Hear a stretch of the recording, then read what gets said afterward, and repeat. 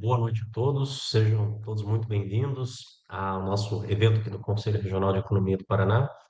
Aqui quem fala é o Tiago Jazinski, sou o vice-presidente em exercício do Conselho Regional de Economia neste ano.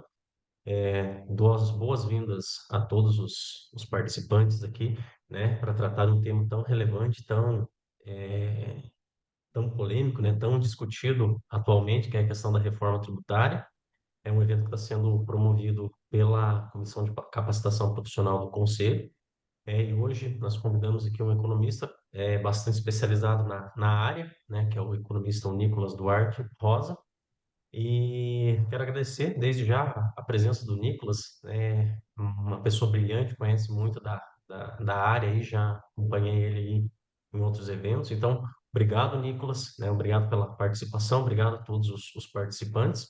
Eu vou deixar o próprio Nicolas se apresentar, falar um pouquinho da sua trajetória, da sua formação, tá? Não vou tomar o seu tempo, então desejo um bom evento a todos nós, né? Uma boa noite a todos. E Nicolas, fique à vontade, passo a palavra para você. Boa noite. Muito obrigado, Thiago. Boa noite. Boa noite a todos do Corecon, todos os participantes, todos os economistas. Uma satisfação estar aqui, então, nesta noite para um bate-papo. Como eu falei para o Thiago, é um desafio a gente falar de aspectos tributários em tão pouco tempo, então eu vou tentar ser o mais econômico possível aqui e, lógico, não ser tão colocando as especificidades técnicas, principalmente contábeis ali, que não é o nosso objetivo. Aqui a gente tem o objetivo de explicar o sistema e também explicar os impactos econômicos que nós já estamos visualizando com essa reforma tributária. Tá legal? Então, mais uma vez, eu agradeço, espero que todos aproveitem. Aí, ao final, nós vamos deixar alguns minutos ali para perguntas, tirar dúvidas, ok? O nosso assunto vai ser o IBS e a CBS, que são os dois tributos que nós vamos ter aí implantados com essa reforma tributária, e nós vamos ver quais que eles vão substituir. Mas antes de a gente falar deles, a gente vai ter que falar um pouquinho do sistema atual para compreender essa nova sistemática, tá legal? Então, aqui só uma breve apresentação. Então, sou economista, né? Com especialização na parte de direito tributário. Então, realizo bastante eventos ali, cursos, treinamentos, palestras, voltadas basicamente para a área de tributos, a área fiscal. E um dos tributos que eu mais ministrei na vida, né, é o ICMS, o Imposto sobre Circulação de Mercadorias e Serviços, que inclusive é um dos tributos que vão ser afetados com a reforma tributária. Além do ICMS, nós vamos ter o ISS, o Imposto sobre Serviços de qualquer natureza, e temos o PIS/PASEP e COFINS. Temos outro tributo também, que é o IPI, que na verdade não vai deixar de existir, ele continua, mas eu explico depois os detalhes em relação a esse IPI para a gente compreender. Além também, que daí tem um pouco de relação com o IPI, a questão do imposto seletivo que está dentro da reforma tributária também, que a gente vai comentar. Também já estou aí, a gente já tem, tem um escritório de consultoria, que é a Texas Consultoria, e a Texas Orientação e Treinamentos, que a gente atua bastante ali com essas palestras. E temos um projeto novo, que ao final aqui vai estar no nosso contato, que é o Reforma 360, que é um projeto meu e da minha sócia, a Bruna Cani, onde nós estamos trabalhando bastante em cima da reforma tributária, inclusive fazendo trabalhos específicos dentro das empresas, como a própria Receita Federal já falou, né, que para as empresas que ainda não se mexeram já estão atrasadas, e de fato estão. Então, a gente tem muita coisa acontecendo nos próprios documentos eletrônicos já a partir do final desse ano, alguns testes. O ano que vem já vai ter algumas tags na nota fiscal eletrônica que vão ser obrigatórias, não que você vai pagar o tributo, mas vão ser obrigatórias porque nós vamos ter um período de teste. Então, nós já estamos falando aí de menos em 5 meses, nós vamos começar um período de testes, justamente para calibrar o sistema. Então, 2026 vai ser um ano de calibragem do sistema para se encontrar, diz a Receita, a alíquota ideal. Você veja só que o negócio ainda não temos a coisa certa. Temos uma alíquota de referência numa lei complementar que já foi publicada, já estão falando de uma outra alíquota geral e pode ser que isso aí tenha mudança, certo? Então, vamos ter novidades aí pela frente, com certeza, tá? Além disso, já fui também, já ocupei um cargo no estado, no governo do estado do Paraná, até 2022, com atração de investimentos, principalmente incentivos fiscais. O Paraná é bastante forte, aí tem um programa chamado Paraná Competitivo. Então, várias empresas que têm interesse em implantar um site industrial ou importar mercadorias, ou até mesmo questão de e-commerce, que cresceu bastante com a pandemia. O Paraná tem alguns incentivos importantes. Inclusive, esses incentivos nós precisamos prestar bem atenção, porque com a reforma tributária, a ideia é finalizar todos. Não vamos mais falar de incentivos fiscais. Como o ICMS não vai mais existir, né? Nós vamos ver quando.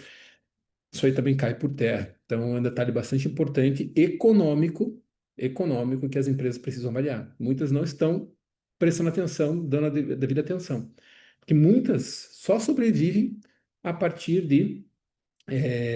desses benefícios fiscais, né? Então, é preciso prestar atenção, porque se você tira esses incentivos, o teu resultado muda, talvez de um cenário positivo ele vai para um cenário negativo e a tua atividade ela pode ficar inviável se você já não tomar as providências de forma antecipada, certo? Então, quando se muda um sistema tributário num país, as coisas tendem a mudar, inclusive os negócios. O ambiente de negócio fica tudo modificado, certo? É isso que nós precisamos, então, prestar atenção. E aí entra o papel também do economista, né? Também uma coisa que eu estive num congresso recentemente, uma das coisas que estão comentando bastante olha, se engana aquela pessoa que fala assim, esse negócio de reforma tributária é coisa lá do contador, né? O contador que, bom, azar dele, que se vire, ele vai dar um jeito, ou isso aí é lá com o departamento fiscal da empresa, e não tem nada a ver com a gente, mas com a gente quem? Na verdade, toda a empresa vai sofrer os impactos, começando das decisões, né? Por exemplo, os CEOs de empresa precisam tomar decisões, modelos de negócios vão ser alterados. Negócios que não eram tributados passarão a ser tributados, ou negócios jurídicos, né, que não eram tributados passam a ser tributados. Planejamentos que foram feitos pelas empresas caem por terra. Eles vão ter que replanejar. E esse foi o objetivo da Receita. Bom, nós já estamos vendo aí o cenário atual econômico em uma política que nós temos de arrecadação. Então não é para menos. Nesse governo que a reforma foi aprovada, obviamente o Congresso, né, chancelou isso, óbvio, e não poderia ser diferente, mas não quer dizer, e é isso que se coloca muito na mídia, a gente vê muito na mídia, não quer dizer que uma reforma tributária vai reduzir carga tributária. São coisas distintas. Simplificar o sistema é uma coisa, reduzir carga tributária é outra. E tem outro ponto: reduzir carga tributária, esquece. Existe lei de responsabilidade fiscal. Não tem como você reduzir a carga que você tem. E veja, como é que você vai reduzir carga tributária num cenário de déficit fiscal, né, que nós estamos enfrentando? E principalmente para os anos seguintes, para 2027, já estão falando de shutdown. Então, enfim, como que isso poderia acontecer? Se a CBS, nós vamos falar que é a contribuição sobre bens e serviços, entra em 2027 em vigor. Em 2027 ela entra em vigor. Então não teria como reduzir a carga tributária. Bem pelo contrário, alguns setores vão ter aumento de carga tributária. Então o momento de planejar é agora. E é bem importante que se faça isso o quanto antes. A estrutura atual hoje do nosso sistema tributário, considerando aqueles que vão sofrer alterações com a reforma, nós temos lá o ICMS, que eu havia comentado, é um tributo de competência dos estados e do Distrito Federal, incide sobre mercadorias e prestações de serviço de transporte interestadual, intermunicipal e de comunicações. O ISS, que é de competência dos municípios e do Distrito Federal também, que incide sobre serviços, né? Fora os que incidem o ICMS, os demais têm incidência do ISS. E temos o PIS/PASEP e a COFINS, que na verdade são duas contribuições. Existe uma diferença técnica entre imposto e contribuição. Contribuição, teoricamente, toda arrecadação teria que ser vinculada, né? Então, quando você cria uma contribuição, toda arrecadação tem que ser vinculada. Provavelmente o propósito e a vinculação já está em lei. Mas estamos no Brasil. né? Hoje, se você pegar o PIS/PASEP e a COFINS, eles são duas contribuições criadas para o financiamento da Seguridade Social.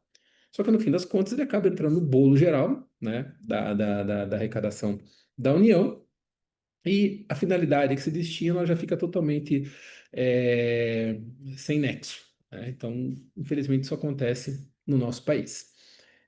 São duas contribuições que, ao longo do tempo, sofreram vários reveses. Então, você pode pegar, por exemplo, teve uma discussão importantíssima aí de exclusão do ICMS da base de cálculo do PIS e da COFINS. Essa foi uma decisão pró-contribuinte e contra o fisco, mas que tirou a arrecadação em aos milhares de reais da Receita. Questão de discussão sobre crédito, tem um sistema cumulativo, um que não permite crédito, outro que permite crédito, aí um regime tributário que permite, outro que não permite, é uma confusão generalizada. 2018, o STJ veio com uma decisão também que quem poderia tomar crédito do PIS, PASEP e da COFINS, principalmente no que diz respeito a insumo, teria que levar em consideração a essencialidade. Tudo que é essencial dá direito de crédito. Bom, tudo é essencial, mas não, calma, não é bem assim essencial. Depende do contexto. Então a gente está em meio a muitos dependes, né? Ah, isso aqui depende, isso aqui pode, isso aqui não pode. Mesma coisa CMS. CMS, esse aqui dá crédito, isso aqui não dá crédito. Por quê? Porque inventaram uma história aí que jurídica, né, falando, que você só pode tomar crédito daquilo que sai fisicamente do estabelecimento. Então criou-se a questão do crédito físico. Mas tem muitos custos que a empresa absorve que não são integrados fisicamente num produto que ela comercializa ou industrializa, depois faz sair do seu estabelecimento, mas está no custo e é tributado na saída. Mas daí fala, não, crédito financeiro não pode no ICMS. Então, veja que isso pode, aquilo não pode. Hoje nós vivemos uma coxa de retalho em relação a esses tributos, né? De fato, a complexidade é um ponto negativo. Isso é indiscutível. É um dos piores sistemas tributários que nós temos no mundo é do Brasil. Então, por conta dessas exceções que nós temos. Isso aqui depende, isso aqui, exceto isso, enfim, então é muito denso trabalhar e as empresas têm que investir muito, né, com consultoria, com compliance, enfim, para conseguir se adequar à legislação. E ainda corre risco de, mesmo assim, sofrer algum tipo de autuação, né?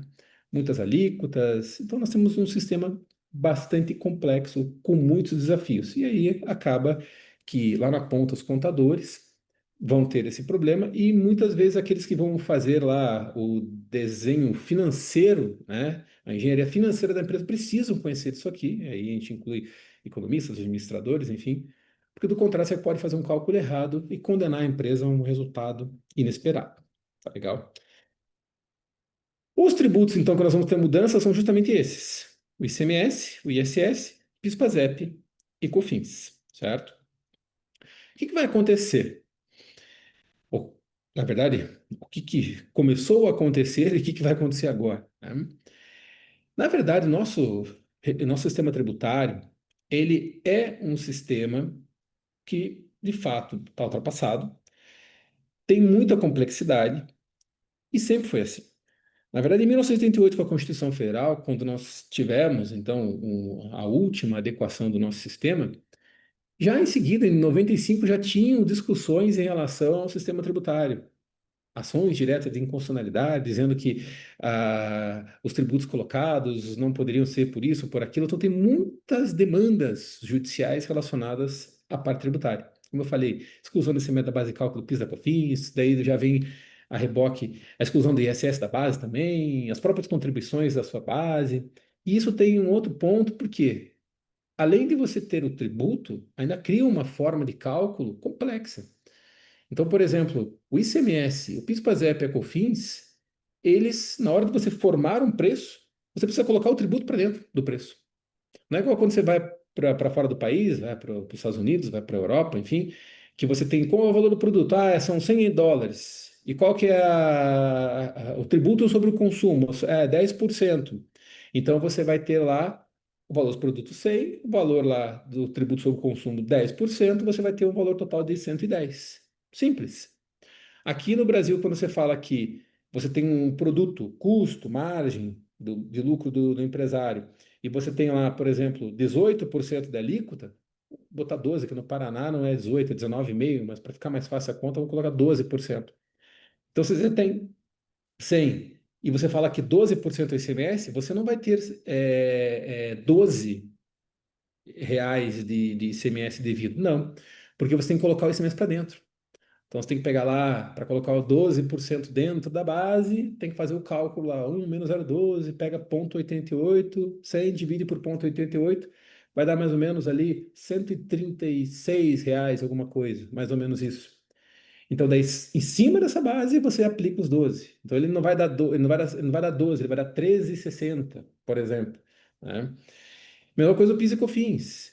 PIS e COFINS tem dois regimes. Tem um que é 1,65 mais 7,6, que dá 9,25, que é o regime não cumulativo com crédito. Aí você tem lá o regime cumulativo que não permite crédito, os alíquotas são menores, 0,65 e 3, dá 3,65, que você também tem que pegar e dividir e botar para dentro. Então, você já tem uma complexidade no sistema e ainda tem uma complexidade no cálculo, que você tem que botar para dentro os tributos, depois aplica a alíquota, por isso tem discussão. Essa questão do ICMS excluído da base de cálculo do PIS e da COFINS era isso, porque você botava o ICMS para dentro, botava o PIS, PASEP e a COFINS para dentro do preço, depois tributava o ICMS sobre os dois e tributava PIS e COFINS sobre os dois. Então você estava tributando PIS e COFINS sobre o outro tributo, que era o ICMS. Então, isso perdura até hoje, né? Porque vamos ter essa mudança só a partir de 2027, mas só para vocês entenderem a complexidade. Então, vários projetos de emenda à Constituição foram propostos em relação ao nosso sistema, enfim, porque está tudo previsto na Constituição Federal. Até que em 2019 nós tivemos lá o projeto de emenda à Constituição, a PEC 45 de 2019, que começou a falar, né, de uma forma um pouco mais técnica e um pouco mais factível de se realizar, né? Então tiveram várias discussões e sempre o objetivo foi em cima da extinção do ICMS, do ISS, do PIS, PASEP, da COFINS, e o IPI também entrou na história, né? Então essas discussões elas já ocorrem desde lá de 2019. Então, para alterar o ICMS e o ISS e também o PIS, PASEP e COFINS, começou a se falar de IVA. Então, existe aí uma discussão, né, até jurídica sobre o que vem a ser IVA. IVA é o imposto do valor adicionado. Então, se você compra um produto por 100 e vende por 200, você adicionou 100, você tem que tributar esse 100. Isso é IVA. Mas no Brasil, quando você tinha lá o ICMS, PIS e COFINS, no regime não cumulativo, dizia-se, não era IVA, porque você podia, em alguns casos, tomar crédito e em outros não. Então você não conseguia sempre tributar o valor adicionado, né? Na verdade, hoje, no cenário atual, você tributa o teu preço de venda, o teu faturamento. Essa é a base. E aí você abate o tributo da saída com o que te permite tomar de crédito na entrada. Então não é bem um tributo sobre o valor adicionado, né? Não é assim que funciona. Hoje, até com a reforma estão falando, é o IVA dual, porque tem dois tributos ali, que é o IBS e a CBS. Mas não é tudo que vai te dar crédito também. Então tem alguns detalhes que a gente precisa prestar atenção. Aí eu já vou comentar sobre isso. Será que isso aí tá 10 do ponto de vista econômico, foi uma sacada genial essa reforma? Já vou falar sobre isso. Mas a ideia principal é simplificar o sistema. A gente viu, né, com poucas palavras que eu falei aqui, poxa, tem muito detalhe e vários outros, várias outras exceções, isenções, reduções, créditos presumidos, diferimentos, tem uma série de coisas dentro da legislação que você precisa conhecer bastante para conseguir ter uma eficiência aí na hora de tributar, né? Bom, tivemos depois uma outra PEC, a proposta de emenda à Constituição lá 110 de 2019, aí e já com outros estudos que foram feitos, foi um trabalho bastante técnico, tá lá atrás, é indiscutível falar que não seria, seria errado eu falar que não foi técnico, porque foi, ele começou de uma maneira bastante técnica, essa reforma. Daí, quando chegou no Congresso, é que a gente começa a ter os retalhos, lá, tira daqui, passa isso, depois a gente vê o resto, enfim. Aí, quando chega no Congresso, as coisas dão uma entortada, e entortaram mesmo, né? É, então, o ICMS e o ISS, A ideia é ser substituído pelo IBS, o Imposto sobre Bens e Serviços. E o PIS, PASEP e COFINS, que são aquelas duas contribuições, elas vão ser substituídas pela CBS, Contribuição sobre Bens e Serviços. O IPI, ele não vai deixar de existir. Ele continua existindo, mas tem um detalhe. O IPI, ele vai ter as alíquotas zeradas, salvo se você produzir fora da Zona Franca de Manaus um produto que é produzido lá. Isso visa proteger a Zona Franca de Manaus. Então, você tem uma indústria que está fora da Zona Franca de Manaus, mas produz algo que lá é produzido, a indústria que está fora vai pagar IPI com as alíquotas normais. E quem está lá na Zona Franca de Manaus tem os incentivos que continuam na Zona Franca de Manaus, certo? Já é um detalhe, você precisa prestar atenção. Será que vale a pena ficar aqui ou ir para a Zona Franca de Manaus ou não faz sentido para mim? Porque se você for para a Zona Franca de Manaus, tem que botar o custo na ponta do lápis, custo logístico. Será que ficar ficando fora, pagando IPI, ainda assim não é mais vantagem do que eu ir para a Zona Franca de Manaus? Veja, já é um outro elemento. Você já tem que considerar, e é um ponto que nós vamos ver com outras, por conta de outros pontos aqui, a questão logística passa a ser importantíssima e fundamental para verificar se eu fico aqui, se eu vou para lá ou se eu não fico em lugar nenhum. Né? Sendo para mim, se tornou inviável aquele negócio. Importante fazer essa análise.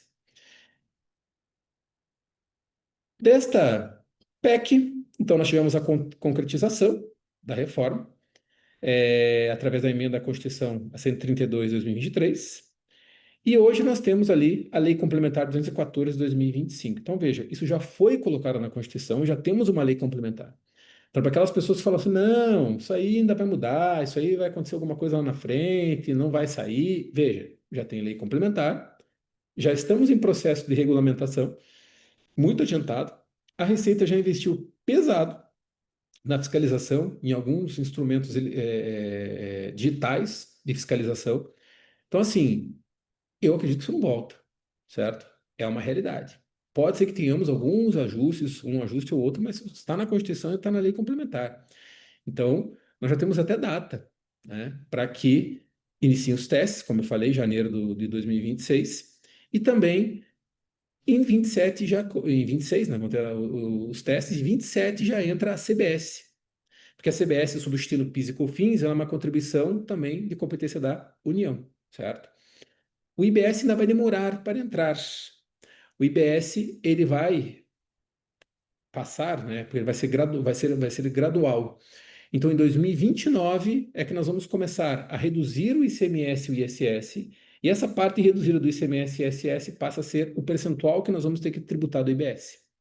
Então, em 29, para vocês terem uma ideia, 10% do ICMS e do ISS deixam de ser desse tributo, e nós vamos ter que tributar 10% do IBS.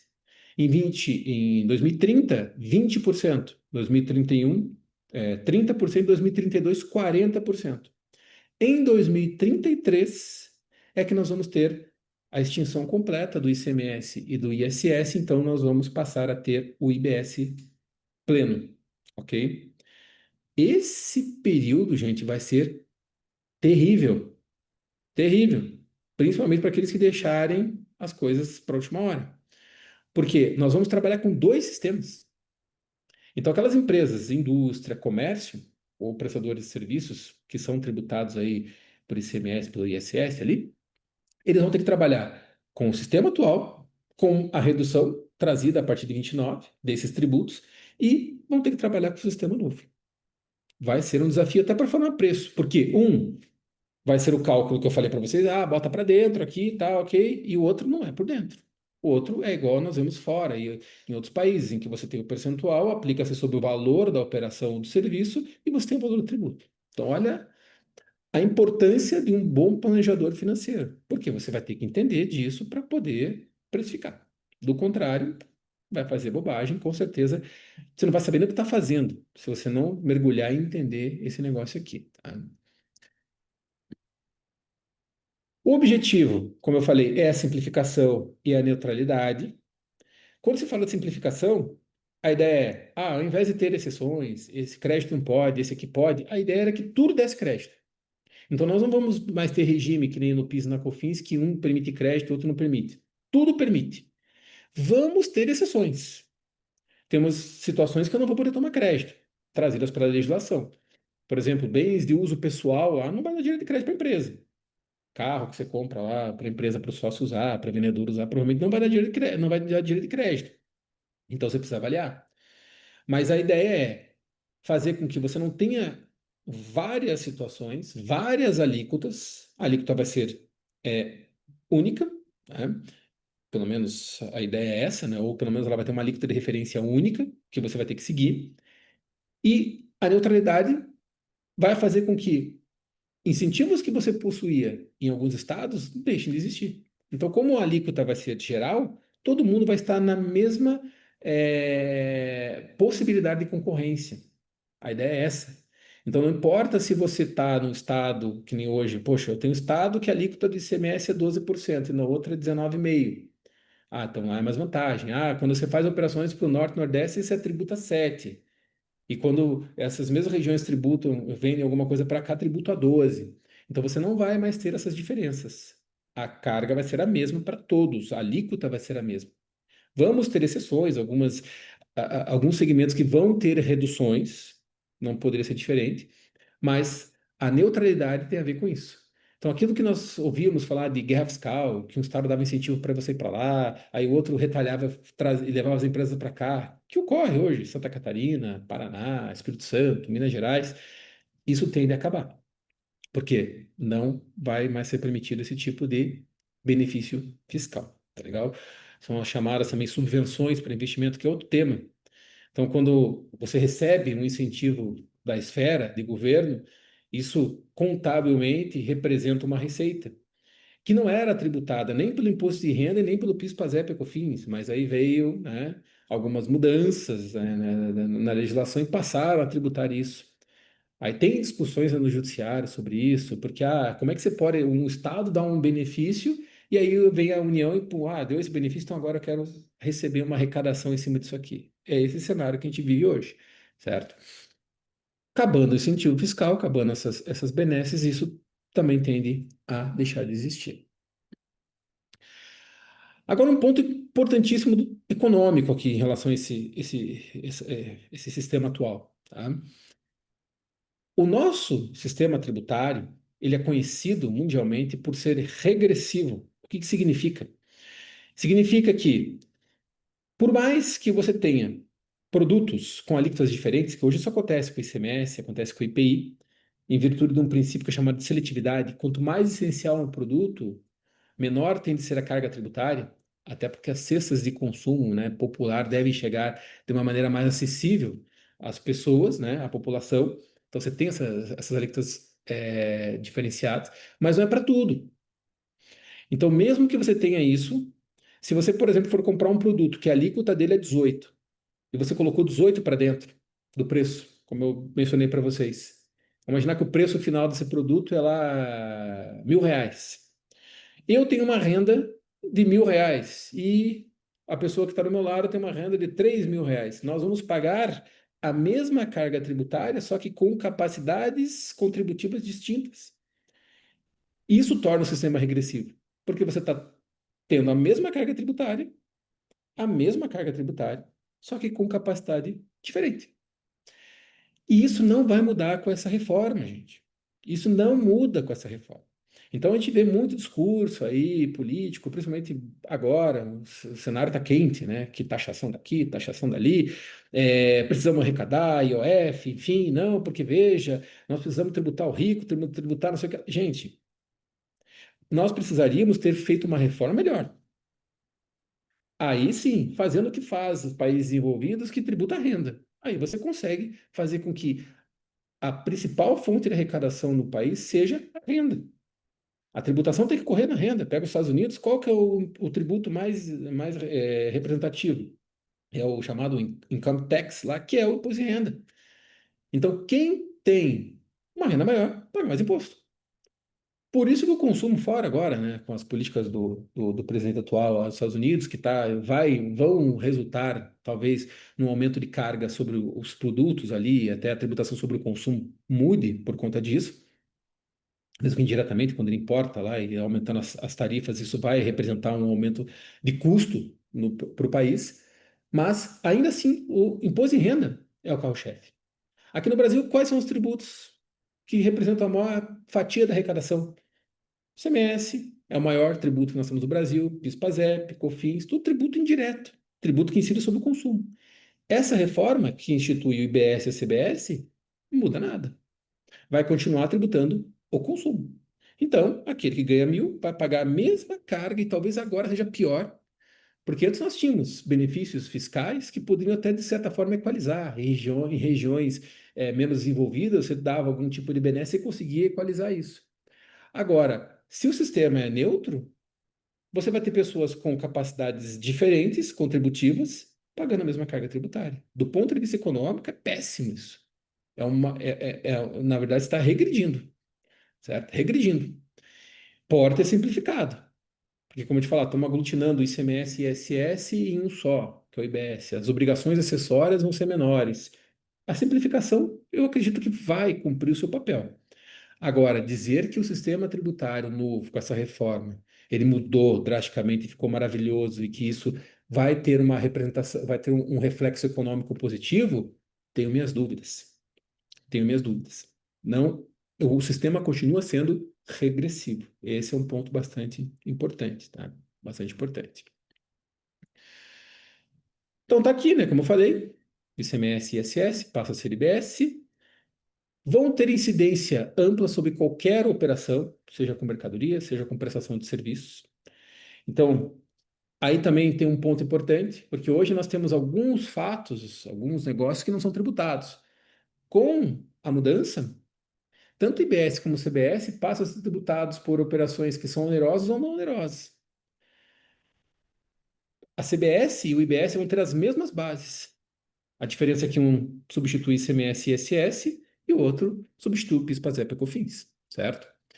Mas a base de tributação ela foi alargada. Então a gente tem algumas operações, acho que nesse material que tem mais à frente, por exemplo, locação. Locação não é hoje tributada nem pelo ICMS, nem pelo ISS. Com a reforma, a locação passa a tributada pelo IBS, porque vai incidir sobre qualquer negócio jurídico, né, seja oneroso ou não. Uma discussão que a gente estava tendo hoje é a comodato, que é um empréstimo gratuito. Será? Pela legislação, pode ser qualquer prestação ou qualquer operação onerosa ou não onerosa. O comodato é não oneroso, tem tudo para ser tributado também. E aí já tem gente falando que é inconstitucional, enfim, então nós vamos ter discussões também, tá? Vamos ter discussões em torno disso. Vamos ter um cadastro único em que pessoas que hoje não são contribuintes poderão passar a ser, inclusive pessoas físicas. Pessoas físicas, a depender da situação, passam a ser contribuintes. Pessoas que têm imóveis na pessoa física, por exemplo, a depender da quantidade, vão ter que, ou possuir esse cadastro, vão ter que tributar essas operações, certo? Então aí você tem que pensar se vale a pena você continuar pessoa física ou colocar isso para pessoa jurídica, ou vice-versa. Vários planejamentos foram feitos ali de pessoas que criaram holdings, né? Também outra coisa que vai pegar com a reforma. Então, o pessoal pegava da pessoa física e botava os imóveis na holding porque alugava, enfim, era mais barato na pessoa jurídica. Já era. Por quê? Agora, tributação única vai aumentar a carga tributária. Nós tínhamos alguns casos aqui que a gente fazia de holding, a gente paralisou. Né? Eu estava pensando em fazer. Por quê? Ainda tem um PLP aí para ser publicado, mas tudo indica que algumas operações que geravam uma economia através de um planejamento caíram por terra. Então, esse é um detalhe importante. Que eu coloquei uma questão do CNPJ, que vai ter uma mudança. Hoje ele é numérico, passa a ser lá o ano que vem alfanumérico, uma outra coisa que as empresas precisam estar preparadas, porque hoje você vai digitar lá, por exemplo, vai colocar o CNPJ de um cliente, você tem só o teclado numérico, então ele passa a ser alfanumérico, então ele vai ter também letras, uma outra dificuldade, e é isso, a Receita já falou que as empresas vão ter que sim fazer algum tipo de investimento para mudar a questão tecnológica ali, né? Mudar os teclados, enfim. Então, mais uma coisa que a gente vai ter que prestar atenção, que não está relacionada diretamente com a reforma. Então, muita gente falando que isso é por conta da reforma. Não, já estava previsto que já estava chegando no limite da numeração do CNPJ, então eles aproveitaram ali, então, julho do ano que vem, está programado para ter essa mudança aí do CNPJ para o modelo alfa numérico. As bases de incidência que eu falei, então operações onerosas, não onerosas, Então, a base, as operações que serão tributadas, então, elas vão ser, nós temos um mix muito maior agora de situações tributadas pelo IBS e pela CBS. Aí aqui tem alguns tipos, né, de operações que serão tributadas, como eu falei para vocês. Como eu disse, também eu vou disponibilizar, mas, por exemplo, falei lá de locação, licenciamento, enfim. Situações que não eram tributadas até então passam a ser tributadas. Tem outras hipóteses de incidência, brindes, bonificações que eu preciso prestar atenção também, tem alguns detalhes. Os contribuintes serão os fornecedores, prestadores, adquirentes em leilões também. Então, essas pessoas que hoje pagavam ICMS, ISS, PIS, PASEP e COFINS, continuam, né, na condição de contribuintes, mas agora desses dois tributos, além de outros contribuintes também que, como eu falei da pessoa física, que ela pode, né, ser obrigada a ter o cadastro, porque ela vai ser considerada contribuinte em algumas situações previstas em legislação. Outras situações, daí temos, claro, não contribuintes, como por exemplo consórcios, sociedades específicas, pequenos empreendedores aqui, produtores rurais, a princípio não, mas se tiver um faturamento acima de 3 milhões e 600 mil reais, serão contribuintes obrigatórios. Então, também isso aqui está previsto na própria legislação. Então, temos situações de contribuintes e não contribuintes, quem que não vai ter que pagar o tributo.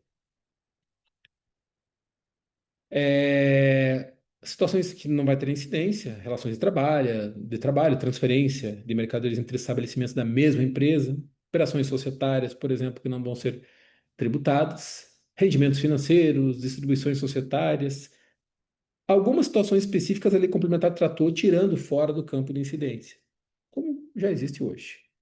Imunidades mantidas, exportações que nós fazemos, que geram divisas para o país, permanecem imunes, tanto do IBS e da CBS, com operações com entes públicos, entidades religiosas. Então, essas imunidades que já existiam permanecem, né, com o IBS e com a CBS. E outras aqui que vão ter lá de material impresso, papel destinado à impressão de livros, periódicos, jornais, produções musicais, também permanecem com a imunidade. E aqui um ponto importante, a questão do local da operação. No nosso sistema atual, quando a gente fala de ICMS principalmente, sempre que você faz uma operação para um estado qualquer, o ICMS fica para o estado de origem. Então, quando você faz uma operação interestadual, existe uma alíquota interestadual e o ICMS fica para o estado do produtor ou do fornecedor. Isso vai mudar com o IBS e com a CBS também, obviamente. Mas mais com o IBS, porque estou falando de ICMS aqui. A arrecadação do tributo vai ocorrer sempre para o estado de destino, porque a CBS é um tributo de competência da União, né? Isso vai acontecer com o IBS. Então, quando você faz uma operação, você vai ter a tributação daquela operação, só que o recolhimento vai ocorrer no destino. Então, vai ser sempre no estado de consumo. Muda completamente a forma que nós temos atualmente. Porque você, teoricamente, como eu falei, tributa para a origem. Aí lá, quem está no destino, se for revender o produto, vai pagar lá na operação seguinte. Mas na primeira operação, sempre o ICMS fica com a origem. Isso não vai mais acontecer com o IBS. O IBS vai ser sempre devido para o estado de consumo. Então já é uma outra situação. Para estados consumidores, ou que tem uma base consumidora importante, a arrecadação vai ser importante. Agora, para estados que não têm uma base consumidora assim tão importante, pode ser que a arrecadação diminua. Foi criado um fundo, né, que está na lei complementar, está na Constituição, na verdade, que visa fazer com que os estados não percam a arrecadação, que eles têm uma média. Por isso tem muito estado correndo desesperado aí, tributando tudo que pode para fazer média, para que esse fundo, né, recomponha as perdas desses estados. Isso vai acontecer, só que por um tempo. Depois desse tempo, acabou. E depois desse tempo, como é que vai ficar a situação socioeconômica desse estado? Também um ponto importante. Vi alguns debates, vi, inclusive, congressos da Receita Estadual falando sobre isso, que estão preocupados, né? Estão preocupados e é uma preocupação totalmente relevante. Mas vejam a mudança que nós estamos tendo aqui, né?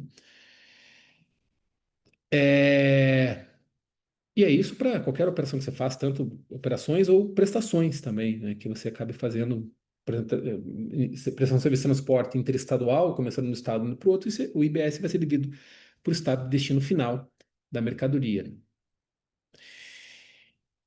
E com isso, né, com essa tributação ocorrendo no destino e com o fim dos incentivos fiscais que nós temos, lógico, se acaba a guerra fiscal, vai botar um ponto final, né? Pelo menos vai reduzir bastante essa questão da guerra fiscal. No entanto, você pode gerar alguns desequilíbrios, como eu falei.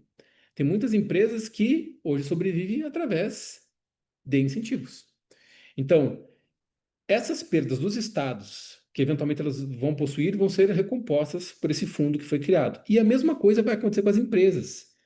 As empresas que têm incentivos fiscais e vão perder incentivos, também existe um fundo que vai fazer uma compensação para as empresas, mas existe umas regras densas e que a empresa precisa prestar bastante atenção, porque se ela não fizer, ela não vai receber essa recomposição, ela pode ter problema de caixa, pode ter problema. Então existe também uma previsão, olha que complexo, veja como não é tão simples assim essa reforma. Então, a empresa que tem incentivo fiscal, ela vai ter um fundo, né, que ela pode receber para recompor as perdas que ela vai ter pelo fim dos benefícios, mas ela vai precisar cumprir com uma série de premissas trazidas pela legislação.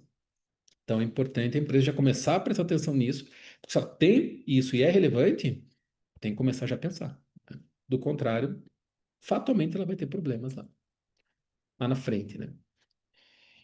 E a base de cálculo que nós temos aqui, que vão ser regra geral, tá, pessoal? Porque vai ter muita exceção, muitos detalhes ali, mas a base de cálculo vai ser o valor das operações e das prestações, com alguns acréscimos lá que você eventualmente vai cobrar lá do cliente. Então, essa vai ser a base. A base continua sendo o quê? Continua sendo o faturamento, continua sendo o valor dos produtos, continua sendo o valor do serviço. Então, por isso que quando a gente fala de IVA, tributação sobre o valor agregado, ok, então eu teria que tomar crédito de tudo para compensar com todos os meus débitos. Aí sim eu estaria fazendo uma tributação somente sobre o valor agregado. Mas como nós vamos ter situações em que eu não vou ter crédito, ou vou estar impossibilitado de tomar o crédito, e vou tributar a minha operação de saída, isso não é IVA e pode fazer com que eu tenha um aumento de carga. Um exemplo é o setor de serviço. Setor de serviço, para você ter uma ideia, vamos imaginar que a alíquota que está se cogitando aí, de referência é 26,5, considerando IBS e CBS. Mas já estão falando de 28, que deve ser isso para mais, talvez, certo? 28%. Imagine que nós tínhamos empresas de serviço que pagavam lá, se ela tivesse no lucro presumido, por exemplo, 3,65 de PIS/PASEP, COFINS, 5% ISS. Aí nós já estamos falando de 8,65. Vamos considerar aí, tem imposto de renda lá, mas esquece o imposto de renda, porque o imposto de renda continua para as empresas. Então, olha só, vamos pegar aí que a carga tributária dessa empresa era de 8,75, 10% que fosse, vai passar para 28%, considerando o que ela pagava como ISS, PIS e COFINS, e agora com o que ela vai pagar de CBS e IBS. Vai aumentar muito a carga tributária, e é isso que o pessoal do serviço está pulando. Precisa prestar atenção, né? Precisa prestar atenção, porque vai ter gente e assim, vai ter segmento que vai pagar mais.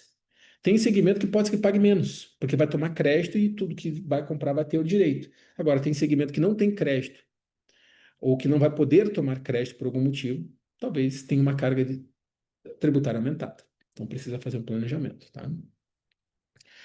A diferença é que nós não vamos mais ter esse negócio de cálculo por dentro. Então, aquilo que eu falei, valor do produto, alíquota, tributo está ali. Então, 10, 1.000, 10%, 100 é o tributo, 1.100 é o valor total, acabou.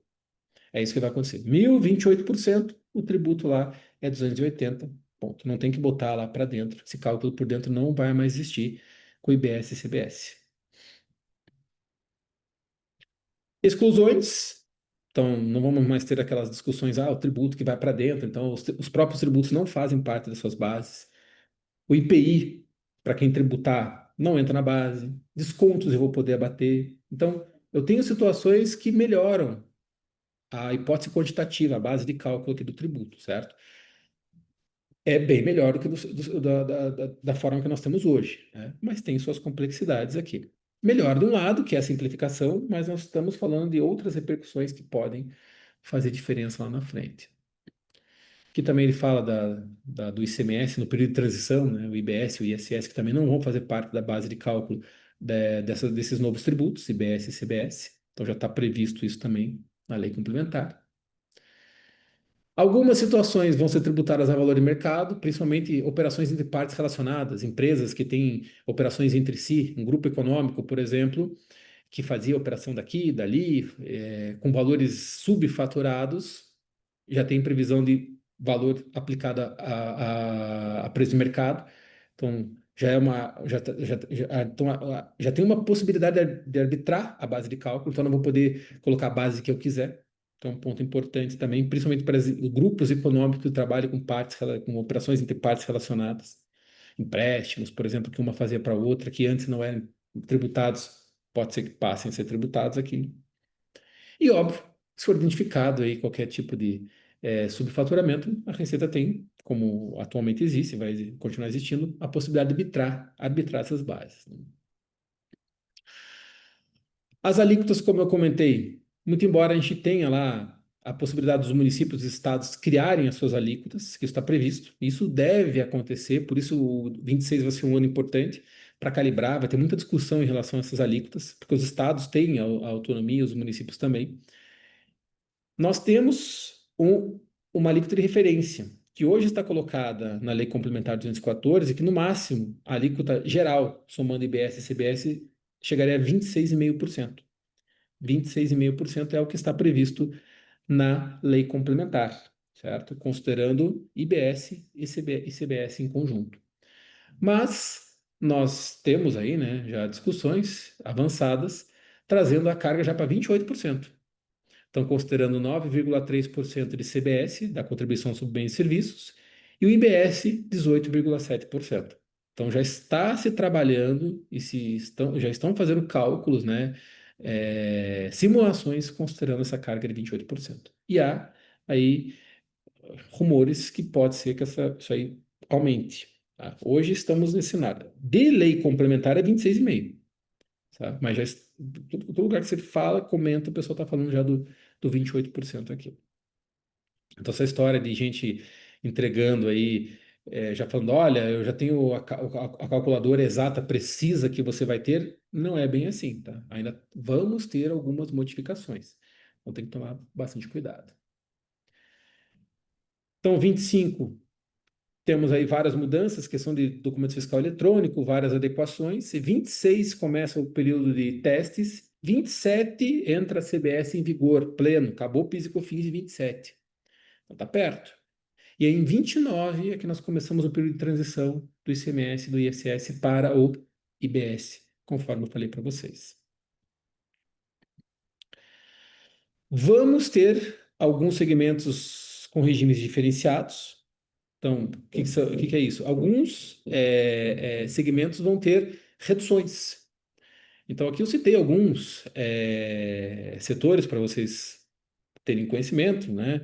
Mas profissionais ali, serviços profissionais, como por exemplo administradores, advogados, arquitetos, urbanistas, economistas também vão ter reduções na alíquota. Assistente social, bibliotecário, biólogos, contabilistas, economistas, né, que eu falei aqui para vocês, economistas domésticos também. Então, aqui nós temos uma relação de profissionais e também algumas operações, né? Por exemplo, redução com pessoa física, vai ter redução ali, se ela for contribuinte, pelo que está previsto na lei complementar, de 30% no valor da alíquota. Algumas outras pessoas jurídicas aqui específicas, como serviço de educação, serviço de saúde, dispositivos médicos, medicamentos, produtos alimentícios, né, que são produtos cesta básica, também estão previstos aqui com reduções. Produtos agropecuários, higiene, produções nacionais, artísticas, culturais, eventos, a parte de produzir natura, a agropecuária aqui também nós vamos ter. Esses segmentos que estão na lei complementar já estão com a previsão de reduções. E só esses. Por isso que eu falei da neutralidade. Eu não, né? A lei complementar e o projeto e a reforma em si, né? Então, Tudo que não estiver previsto com reduções, esses são os benefícios. Fora isso, nenhum mais terá, certo? Tem um PLP aqui que dizem que talvez não saia, que era a questão dos serviços, para tentar reduzir a alíquota para serviços. Estão dizendo que se reduzir a alíquota para o setor de serviços, vão ter que aumentar muito a alíquota de referência. Então, isso está em discussão. Não sei o que vai acontecer. O pessoal está perdendo as esperanças, mas o setor de serviço é um setor que pode sofrer sim um impacto gigantesco com essa reforma, fora se não tiver nenhum tipo de redução, né, por a aplicação completa. E aqui um ponto importantíssimo e de atenção para as empresas também, que é a questão do recolhimento do tributo. Que hoje a gente tem lá, a empresa vai lá, faz sua apuração, entrega uma declaração, paga o tributo. Existe uma situação que vai ser implantada que é o chamado split payment. O que é isso aqui? O split payment, quando você faz uma operação, o fornecedor, automaticamente a instituição financeira já faz a retenção do tributo. Então ela vai reter o tributo e você vai receber já líquido do tributo. Isso vai fazer com que a própria instituição já repasse o valor lá direto para a Receita. Como era, por exemplo, lá na CPMF. Na época da CPMF, em que você fazia as operações, já tinha lá o débito daquela operação financeira. É aquela ideia que nós vamos ter aqui com o split payment. Isso vai dar muito mais eficiência de arrecadação para quem? Para as receitas, né? Seja a Receita Estadual, o município e a União. Então, você faz uma venda, por exemplo, aqui eu considerei 26,5, que é o que está na lei complementar. Então, a empresa, o fornecedor, ele vai receber só 73,50, 26,50 já fica retido pela instituição financeira e já é repassado automaticamente lá para o erário, né? Essa ideia é uma ideia usada, né? Quer dizer, um projeto ousado e que a Receita insiste que vai acontecer. Já tem gente falando assim, vai acontecer, mas vai acontecer daquele jeito, né? Até essa coisa aí engrenar, vai ter muito problema. Inclusive, existem alguns modelos, né, desse split, que é o tal do inteligente, o super inteligente e o simplificado. Então, para vocês terem uma ideia do que isso significa, né? No simplificado, você faz a operação e acontece aquilo que eu coloquei ali. Já é feita a retenção, você recebe o líquido, pronto, aquele valor fica lá. Depois é feita uma apuração, né? Você vai ter essa apuração, é feita automática. Ah, essa empresa tinha crédito. Então aquilo que foi retido a maior porque ela tinha mais crédito, porque quando ela comprou, ela tomou crédito. Aí o que acontece? Diz a Receita que ela vai restituir esse valor para a empresa. Aí, em até 3 dias está na conta da empresa novamente. Então essa verificação é feita posteriormente.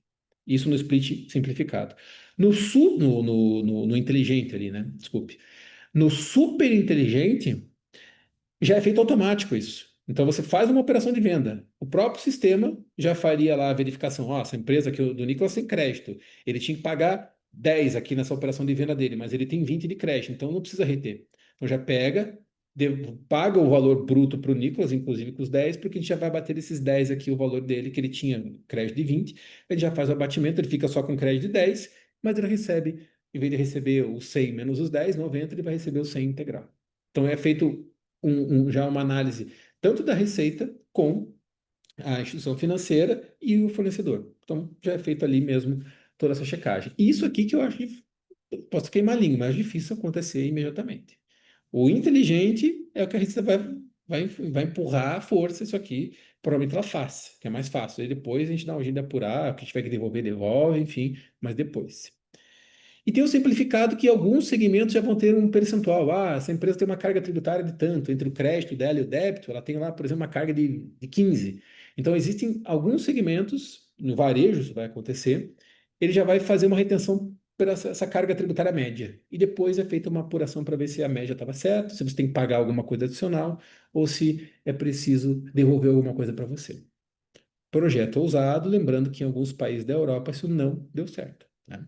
Mas diz que o sistema bancário brasileiro é avançado, enfim, muito embora está tendo problemas, né? Sabemos de problemas com bancos que não estão querendo, porque estão querendo jogar conta, né, dessa implantação aqui, toda a parte tecnológica para os bancos terem que fazer o investimento. E as instituições financeiras não estão concordando. Então, por isso que não sei como é que isso vai funcionar. Diz a Receita que vai, nem que seja no modelo inteligente, temos que aguardar. Está previsto, tá? E isso aqui muda completamente, porque antes a empresa trabalhava o mês com o dinheiro, né? Ela só pagava no mês seguinte. Imagine o fluxo de caixa da empresa. Ela já vai receber a menor. Então ela vai ter que adequar os fluxos de caixa. Então, aqueles fluxos de caixa que você trabalhava projetados, você sabia que você ia pagar o tributo, às vezes não pagava o tributo, tinha empresa que, não, atrasa, enfim, esquece. Você não vai mais poder fazer isso. O tributo já vai ser retido na fonte, né? Na fonte. E no regime regular, é o regime que vai possibilitar que você tribute com as alíquotas normais e tome crédito de tudo, ou quase tudo, né? Porque temos exceções também nessa reforma aqui. O Simples Nacional continua, mas o Simples vai ter uma desvantagem. Porque se você compra numa empresa normal, você toma o crédito lá, por exemplo, com 26,5%. Se você comprar do Simples, você só vai tomar o crédito do percentual dentro do Simples que representa IBS e CBS. Como acontece hoje, são percentuais pequenos. Então já há gente falando que Simples Nacional pode ser que não seja um bom negócio mais, porque vai passar a dar menos crédito. Hoje, por exemplo, quando você compra do Simples, PIS e COFINS, você toma com a alíquota normal. Por quê? Porque é uma sistemática diferente no PIS, PIS, PASEP e COFINS, que você pode tomar crédito com as alíquotas normais, mesmo que você compre do Simples. Agora, com o IBS e a CBS, você não vai poder fazer mais isso. Você vai tomar só os percentuaizinhos pequenininhos. Então, pode ser que inviabilize. Então, ou o Simples, ele pode fazer a opção de continuar no Simples para todos os tributos menos IBS e CBS e recolher isso no regime normal. Ele pode fazer essa opção ou ele sai totalmente do simples e vai para o regime geral. Tem que fazer as contas para ver o que vale a pena, certo? Então, vejam que tudo que eu estou falando aqui tem que botar no papel, tem que fazer as contas. Não adianta pegar receita de bolo ou ver vídeo aí de gente falando, o simples não vai mais valer a pena, não vai mais valer a pena fazer isso. Tudo é precipitado. Você precisa colocar no papel, planejar para aí chegar à conclusão, vale a pena seguir por esse caminho ou por aquele caminho ali. Tá? Importante ter isso em mente. E os créditos, que a ideia aqui é possibilitar crédito de tudo, né? Tudo que você comprar vai te dar dia de crédito, não vai acabar aquela história de crédito físico, financeiro, isso aqui pode, isso aqui é insumo, é essencial, não é essencial. Você poderá tomar crédito em tudo que você faz aquisições para compensar com os débitos. Mas nós vamos ter exceções, né? Como, como bens de consumo pessoal que eu falei aqui. Existem algumas exceções na legislação que eu preciso, mas assim, são menos exceções do que nós temos hoje. Então, essa não cumulatividade plena, entre aspas, aqui, ela não é tão plena assim, mas ela é melhor do que a não cumulatividade que nós temos hoje, que é a possibilidade de crédito, tanto do ICMS como do PIS, PASEP e da COFINS. Tá? Com o IBS e CBS, esses créditos vão ficar mais facilitados, mas um detalhe importante, que isso pega. Eu só vou poder tomar crédito depois do tributo ter sido pago pelo fornecedor, por exemplo. Então, veja só, hoje, quando você compra um produto, na nota fiscal está destacado ICMS ou o próprio documento fiscal já te dá o direito de crédito de PIS e COFINS. Então, independente se o fornecedor pagou, recolheu esses tributos, você pode tomar o crédito. Com o IBS e CBS não vai ser assim. Então, vai ter que ter a comprovação de que foi pago para que você possa tomar o crédito. Inclusive, existem situações em que o adquirente pode pagar para daí poder tomar o crédito. Porque se não for pago e comprovado o recolhimento, e aí também é outra coisa que nós vamos ter que ver como que a Receita vai fazer isso, se não for pago e comprovado, quem comprar dessa pessoa não vai poder tomar o crédito. Vai ser um pepino isso aqui também. Não sei como que eles vão implantar. Com split fica mais fácil, que já é feito automaticamente. Agora, sem split, a Receita vai ter que criar uma outra obrigação acessória aí para que você faça essa checagem. Então, a parte do crédito amplia, mas dificulta a possibilidade de apropriação, tá? A parte de apropriação é tensa, né? Questões do simples, eu já comentei, né? Vamos ter essa mudança aí, importante, de saber se eu vou continuar. Bens de uso pessoal, também falei que isso não vai dar giro de crédito, também já tinha feito comentário aqui sobre outros bens de uso pessoal. Aqui, os tributos estaduais que eu já havia comentado também da transição que nós vamos ter, tanto do ICMS, do ISS para o IBS, o regime de transição, né? É, mas o caminho vai ser complexo porque nós vamos ter que trabalhar com dois tributos e o fim dos incentivos fiscais. Esse fim dos incentivos fiscais, pessoal, prometo que já estou acabando aí, tá? Já vamos encerrar aqui, porque como eu falei, né? Tem muita coisa e coisa interessante aqui. Esse fim dos incentivos fiscais, ele pode gerar um desequilíbrio nos estados. Recentemente, o estado de Santa Catarina encaminhou uma correspondência para os contribuintes que lá estão, perguntando se há intenção da empresa em sair do estado por conta da reforma tributária. Por que eles estão fazendo essa pergunta? O estado de Santa Catarina é um dos estados pioneiros na concessão de incentivos fiscais às importações. Então, hoje, quando você importa um produto lá, você não paga ICMS, ela sai com uma carga de 1%, dependendo do caso. Com a reforma, isso vai acabar. E várias empresas de outros estados, por exemplo, São Paulo, ou Paraná, Minas Gerais, Espírito Santo, empresas de vários lugares importam por Santa Catarina porque compensa a logística, tendo em vista que ela vai ter uma carga tributária muito mais reduzida importando lá. Se você, por exemplo, importa em São Paulo, você vai pagar 18% cheio. Aí você paga, importa em Santa Catarina, não paga nada. Então, vou pagar, vou importar em Santa Catarina. Acabou. Com a reforma tributária não vai mais ter esse incentivo. Vocês acham que vai acontecer? As empresas não vão mais ficar ali. Porque hoje se tornou um corredor de importação aquele estado. Isso acontece também com outros estados, Espírito Santo, também tem isso aí. Paraná tem isso.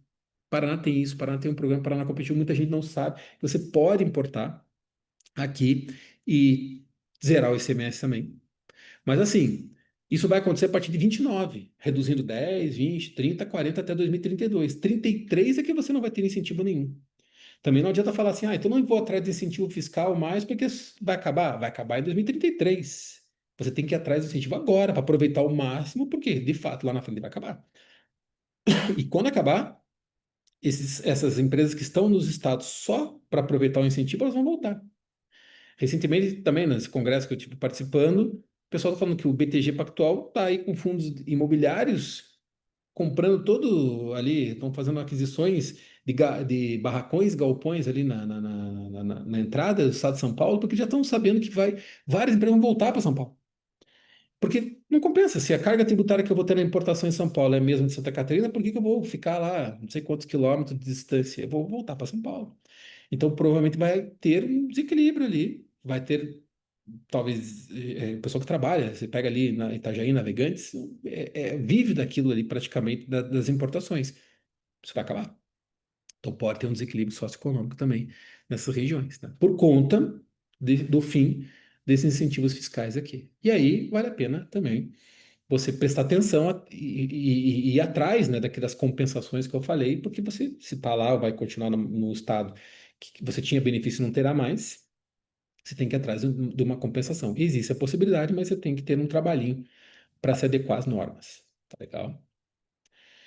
Então, isso é importante. Esse fim dos incentivos fiscais é algo que vale a pena reflexão, econômica principalmente, né?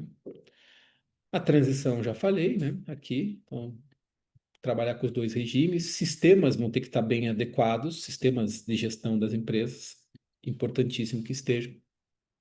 As alíquotas aqui que nós vamos ter, né? O ano que vem nós vamos ter 0,1% de IBS, mas é só para calibrar o sistema, você não tem que pagar esse tributo. Então, na verdade, você vai ter 1% que vai ser 0,9% de CBS e 0,1% que vai ser de IBS. Então, no ano que vem, você vai ter 1% nas suas operações que vão representar esses dois tributos. Mas eles vão ser compensados com PIS e COFINS, que ainda continua em 2026, ou qualquer outro tributo administrado pela Receita Federal do Brasil. Aí, em 2027, é que a CBS passa a vigorar plenamente com uma alíquota ali hoje prevista de 8,7%. Desculpe, vamos ver se isso vai realmente acontecer ou se nós vamos ter algum tipo de mudança até lá. Aqui os percentuais, né, que vão sendo reduzidos. 9, 10, 8, 10, 7, 10, ou 10% você perde do ICMS do ISS, 20%, 30%, 40%. Em 2033 aqui nós vamos ter a aplicação integral do IBS, tá? Os desafios operacionais, não precisamos dizer, já falei, né? Questão dos sistemas e adequação de valores, números, cálculos, formação de preço, precificação vai ser muito importante saber fazer, porque nós vamos ter dois sistemas totalmente distintos e isso pode mudar drasticamente aí o teu resultado se você fizer de uma maneira incorreta, né? Outra coisa também importante, né? Quem trabalha com avaliação de empresas, valuation, essas coisas, É preciso tomar cuidado quando você vai fazer essas operações de incorporação, fusões, enfim, aquisições de empresas, porque se as empresas possuem lá esses incentivos fiscais e vão perder, o resultado daquela empresa que você acha que é um pode ser outro, com a reforma. Então, é preciso prestar bastante atenção agora nesses detalhes. Antes mesmo da reforma entrar, você está fazendo operações, você precisa prestar atenção nisso, porque se você não fizer, você pode estar comprando gato por lebre. Tem que tomar cuidado, né? Exige, então, um planejamento financeiro e principalmente capacitação das equipes, né? E da empresa como um todo. Veja que tudo que eu estou falando aqui, veja, pô, então todo mundo tem que entender. O presidente da empresa, o financeiro da empresa, o contador da empresa, o departamento de compras, a logística, todos precisam estar envolvidos. O RH precisa, porque tem créditos que você só vai poder tomar se tiver previsto na convenção coletiva de trabalho. Se não tiver previsão em convenção coletiva de trabalho, você não pode tomar crédito. Então, isso envolve um planejamento aí de cima a embaixo na empresa, né? E o imposto seletivo, que visa também entrar para compensar as perdas, né, de arrecadação com o IPI, que vão ter as alíquotas zeradas. Então, produtos prejudiciais à saúde, açucarados, bebida alcoólica, tabagismo, bens de luxo, alguns minérios aí, vão ter alíquotas maiores, que é o chamado imposto seletivo, que nós vamos ter aqui, justamente para fazer compensação das perdas de arrecadação de IPI, tá certo? Então, isso também está previsto. Vamos ver quais serão as alíquotas, como que isso vai acontecer. Mas o imposto seletivo seria isso: pegar, vamos chamar lá de produtos, né, com externalidade negativa ao meio ambiente, ou à saúde humana, que vão ter alíquotas maiores. É o chamado imposto seletivo. E é isso, pessoal. Então, como eu falei, está aqui meus contatos, inclusive aqui o site do nosso projeto Reforma Tributária 360.com.br. E, desculpe, passei um pouquinho ali, mas me coloco à disposição agora de vocês. Nicolas, muito obrigado. Acho que foi assim brilhante aí a sua exposição. Me surpreendi positivamente. Gostei muito da riqueza de detalhes aí da maneira como você expôs, né? Eu vou abrir agora aqui para perguntas, não? Quem quiser ou utilizar o microfone ou colocar a pergunta ali, a dúvida no chat. Mas enquanto ninguém se manifesta aqui, anotei aqui algumas coisas, e eu vi que em determinado momento, Nicolas, você falou que vai ter uma mudança na arrecadação, né, tributária ali de alguns estados, né, por conta das características. Você sabe se já existe algum estudo, né, alguma previsão de quais estados serão impactados positivamente ou negativamente por conta aí dessa reestruturação que vai acontecer, né, nos estados que vão arrecadar ou não? Você já tem alguma notícia sobre isso? Porque é importante, né? Para a questão de planejamento aí do setor privado, público, né? Na verdade, que vai ter um impacto aí. Então, já existe alguma coisa nesse sentido? Então, na verdade, assim, eu particularmente, eu não, o que a gente tem ouvido, né, são os técnicos de alguns estados se manifestando. Então, por exemplo, teve um congresso agora recentemente, promovido pela Receita Estadual do Paraná, e segundo o que eles colocaram, né, segundo o que eles colocaram, estão preocupados, sim, com essa questão da arrecadação, mas eles entendem que o Paraná não vai sofrer tantas consequências, porque ele tem uma base consumidora significativa, né, e talvez não perca tanto da arrecadação. Um estado que provavelmente não vai perder e que apoiou, que é um estado produtor por natureza, que é São Paulo, mas tem uma base consumidora gigantesca. Então, São Paulo também é um estado que talvez não sinta. É, eu acredito, certo? Eu acredito que aqui da nossa região, os estados que talvez sintam mais sejam exatamente Santa Catarina, certo? Santa Catarina e até Rio Grande do Sul, tá? Até pela situação, a situação, né, do estado, principalmente depois do que aconteceu, as enchentes, enfim, tá se recompondo, enfim. Mas estados do norte, nordeste, que são consumidores também, fora alguns que têm algum setor produtivo que não se sabe se vão permanecer, também esse é um outro ponto importante, certo? Talvez. não tenham, assim, pode ser que percam, mas talvez eles, tem muito estado que está ainda se pegando muito na questão da garantia que a União está dando, né, para equilibrar as contas. Que isso vai ter, aquele fundo que eu falei para vocês, né, que eu comentei aqui. Então, essa perda de arrecadação dos estados, ela vai ser recomposta. É isso que está previsto. Mas veja, se for honrado o compromisso, vai chegar um momento que você, né, não vai mais ter, ele vai ter que se reinventar, né? Pode ser que você tenha uma situação delicada. Existem municípios também que também se comenta, um outro ponto importante, tá, não comentei aqui, mas como o município ele vai ter a liberdade e o Estado também vai ter liberdade de colocar suas alíquotas, pode ser que nós tenhamos também uma guerrinha entre estados e municípios, uma empresa saindo daqui indo para o outro, porque, ou você mesmo comprando no estado vizinho, do município vizinho, porque é mais barato. Pode acontecer. Isso também está sendo comentado ali, certo? Mas assim, é algo que vale a pena se debruçar, ir mais a fundo, né, nas análises. Dos estados que eu tenho conversado, o Paraná não está se preocupando tanto, tem uma preocupação, mas fez os cálculos e nos cálculos apresentados no Congresso, talvez o Paraná não tenha esse impacto. São Paulo, tenho certeza que não está preocupado, até que apoiou, certo? Agora, é algo que vale a pena o estudo, tá? Vale a pena o estudo. Eu, particularmente, não fiz. A gente tá muito focado hoje na questão das empresas, especificamente, certo? Estamos vendo na parte das empresas que estão tentando digerir e vendo o que vão fazer e quais são os impactos, certo? Mas essa questão de arrecadação aí, e da mudança, né, que vai para o destino e não fica mais com a origem, é algo que, de fato, merece aí a atenção dos economistas, ao meu ver. Legal, Nicolas. Tem uma dúvida aqui do Hector, que está nos assistindo. Ele diz o seguinte, né? Em relação aos CNPJs, os CNPJs existentes, que já existem, né? Continuam sendo válidos ou os que já existem vão ser reformatados também? Daí ele pergunta sobre o IPI. Com Uhum. relação ao IPI, ficou uma dúvida. Qual a correlação entre o IPI e o imposto seletivo? Tá, então vamos lá. Primeiro ali, o CNPJ, segundo a Receita, quem possui já o seu CNPJ não precisa ficar preocupado, vai continuar com a mesma numeração. Então, são apenas os novos cadastros que vão ser realizados que vão passar a ser alfanuméricos.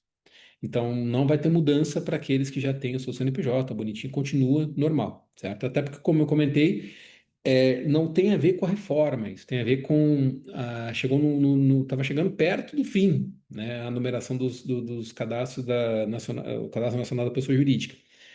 Então, aquelas novas empresas que vão ter o alfanumérico implantado, certo? As outras permanecem com seus números originais.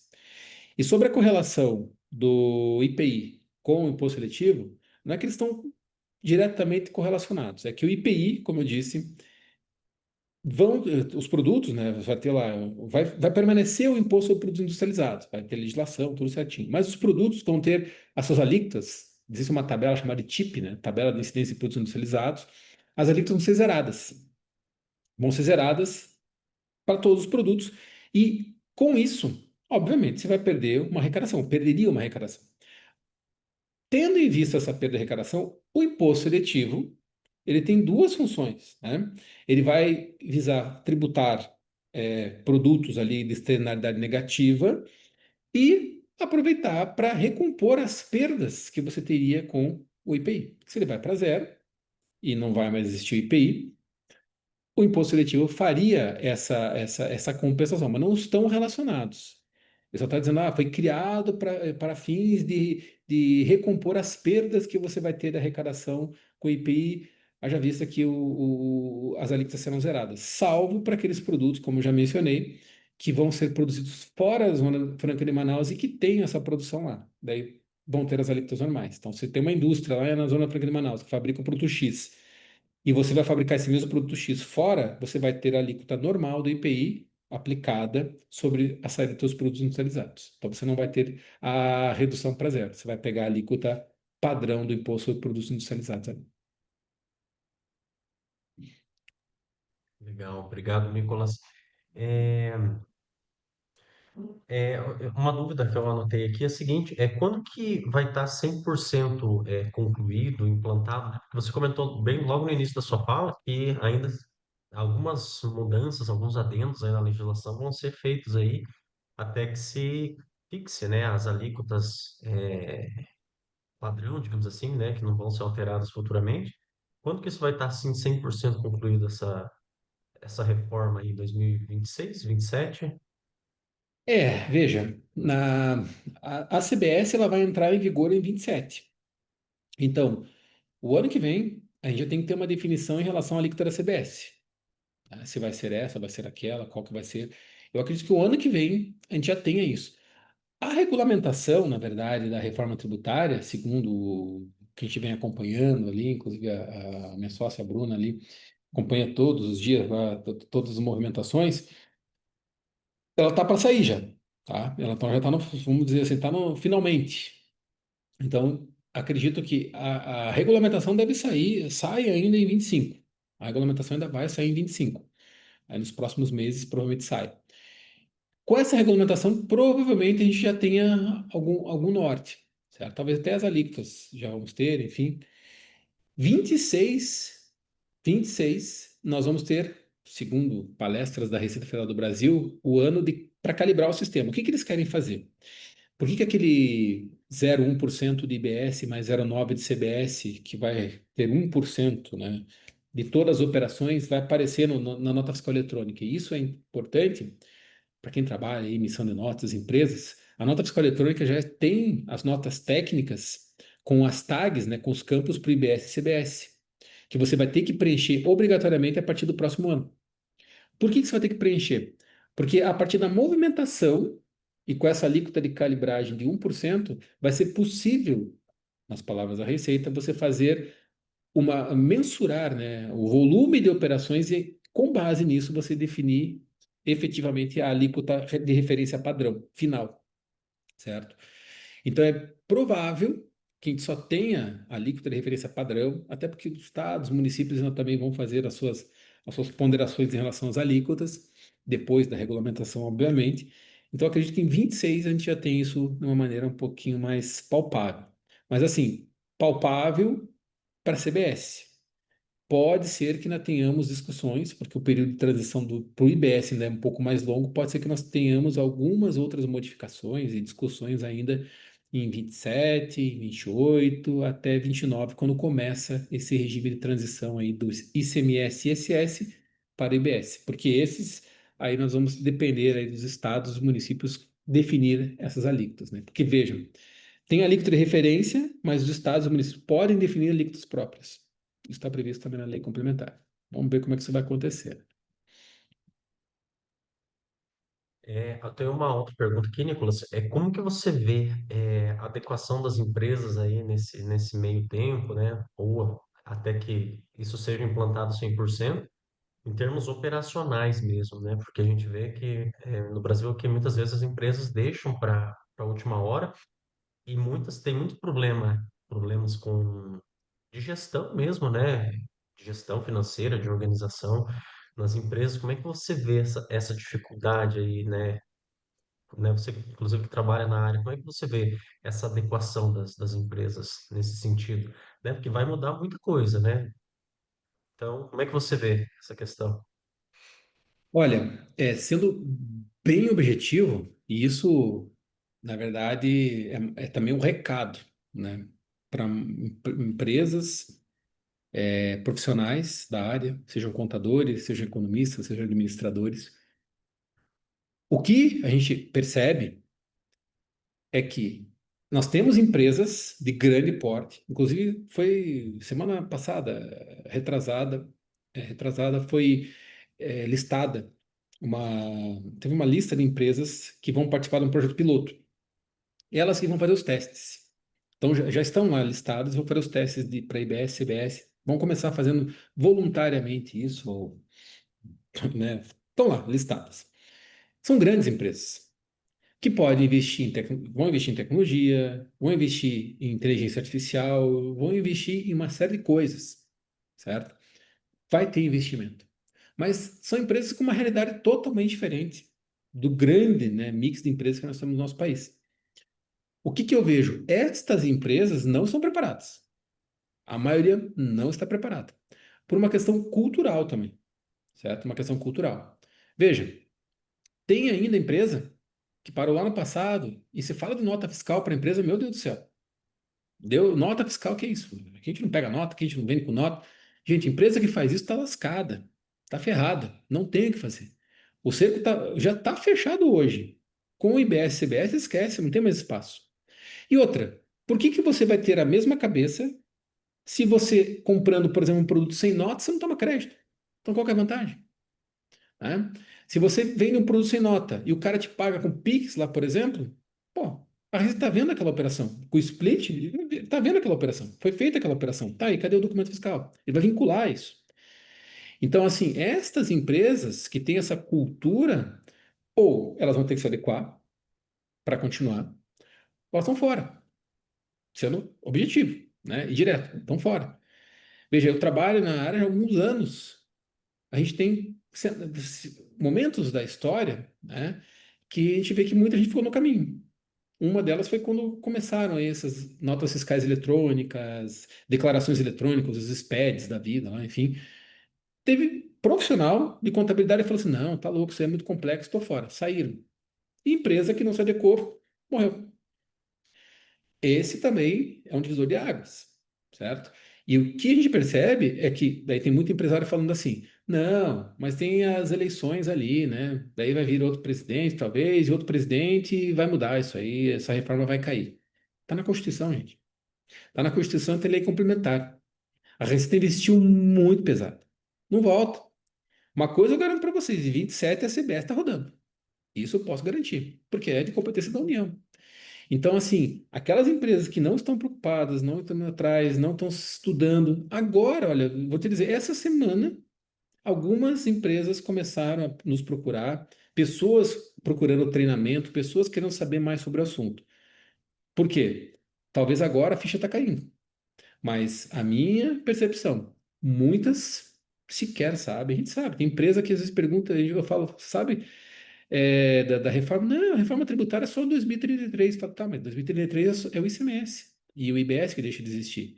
Mas tem uma transição antes, começa em 29. E você sabe que 27 CBS já está funcionando, que muda, não vai mais ter PIS e COFINS, e você sabe que o ano que vem você vai ter que colocar nos seus documentos, você vai ter que ter lá o teu sistema totalmente adequado. As empresas não estão a par disso. Então o pessoal está muito desinformado. Então é importante levar essas informações. É lógico, nós estamos no Brasil, muita coisa pode, vamos prorrogar aqui, vamos empurrar o prazo aqui. Isso pode acontecer, faz parte do jogo. Aconteceu com vários momentos que a gente teve que mudar drasticamente alguma coisa, isso aconteceu. Mas falar assim que não vai mais existir reforma, isso aí vai cair por terra e vai continuar tudo do jeito que é, eu acredito que não vai acontecer, tá? Mas o grande número de empresas no Brasil não está dando a devida atenção para isso. Isso não tenho dúvidas. Legal, obrigado, Nicolas. Eu imaginava mais ou menos que essa seria a resposta. Antes de passar para as outras perguntas ali, eu queria saber se o nosso presidente está aí na escuta também, se ele quiser usar a palavra. Temos um conselheiro também, o Paulo Godoy, se quiser fazer alguma pergunta, alguma colocação, fiquem à vontade aí, tá bom? Paulo e Bega.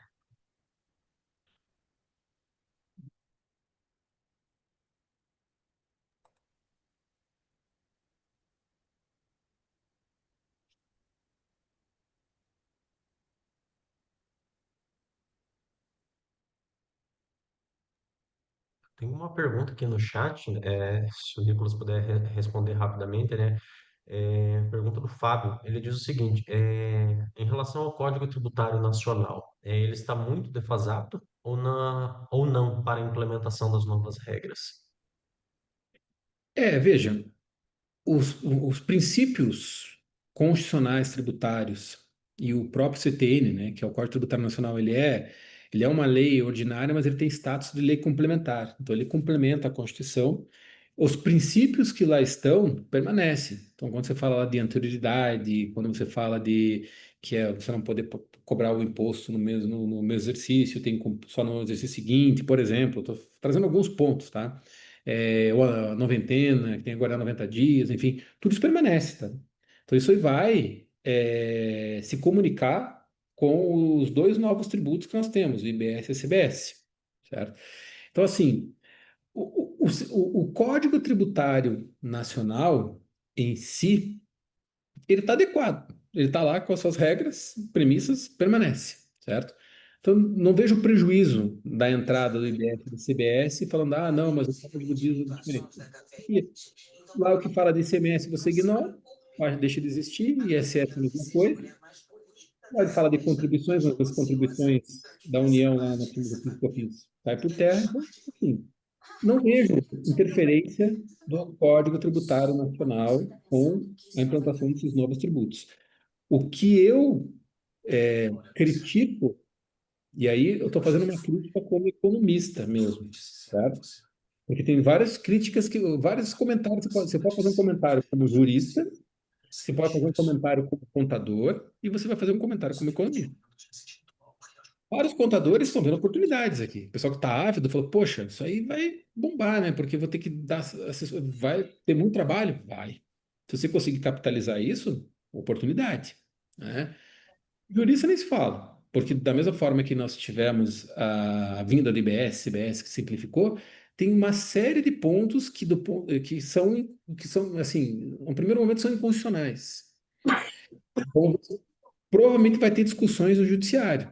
A mesma coisa que nós temos hoje com os tributos existentes, vão continuar. Então, pode ser uma oportunidade também. Agora, como economista, o ponto aqui é que o sistema continua regressivo, né? Regressivo, mas aí não é por conta do CTN, é por conta do modelo, né, de tributação que nós temos. Ou quais são os tributos que mais representam, que mais têm representatividade na arrecadação do país. Então, o correto. Veja como muda a retórica, como até o governo atual, tá? E aí eu não estou fazendo nenhum tipo de defesa e nenhum tipo. Aqui é totalmente sem questões partidárias, tá? Sem nenhum tipo de paixão por nenhum tipo de partido. É técnico mesmo, né? O governo atual, ao meu ver, ele erra na retórica. Quando ele fala, não, tem que tributar o rico, não pode falar, não precisa falar isso. Porque ele tem todo um lance político na história. Mas, de fato, se você tributa a renda, você deixa o sistema mais justo. Só quando você fala que vai tributar IOF, você não está tributando rico. O IOF, primeiro, ele é um imposto que tem caráter o quê? Regulatório. Ele não é um imposto que você aumenta ou diminui a alíquota se você quer aumentar ou diminuir a arrecadação. Não, é para regular o mercado financeiro.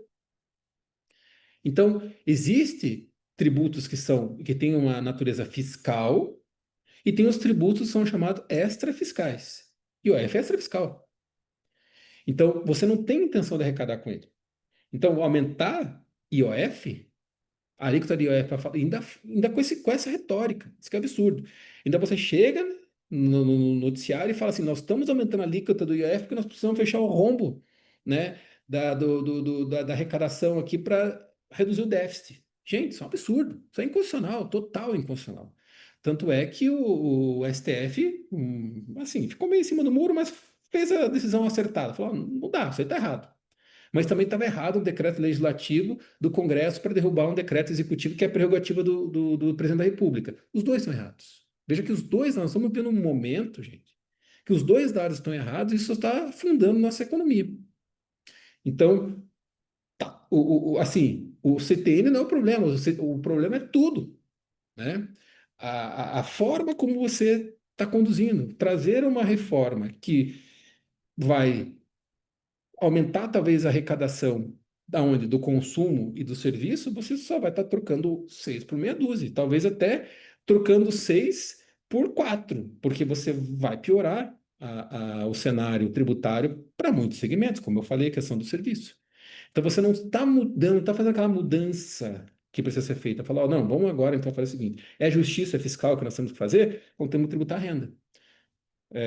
Nós temos um imposto na Constituição Federal que jamais foi regulamentado, que é o imposto sobre grandes fortunas, que toda vez que nós temos uma eleição, todo mundo fala do bendito do imposto sobre grandes fortunas, mas nunca acontece nada. É um tributo que talvez pudesse ser usado, né, para homenagear a tributação sobre aqueles que têm uma capacidade contributiva maior. Fato, né? Fato. Agora, da forma como se coloca hoje, não é técnico, é político e ainda tem uma série de aberrações legais na história. O IOF aí que nós estamos ouvindo aí para lá e para cá, e o pessoal dando ibope para isso. Isso é uma coisa tosca, não tinha nem que estar sendo discutido. Fala, cara, isso aqui não pode, acabou.